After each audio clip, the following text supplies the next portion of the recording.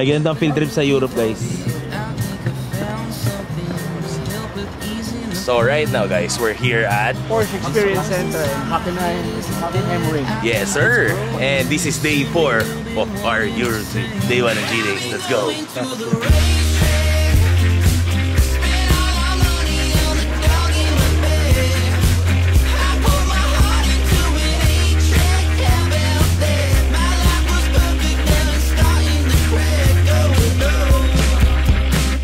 So maganda pala pumupunta sa mga ganito kasi meron kang bagong knowledge na nalaman.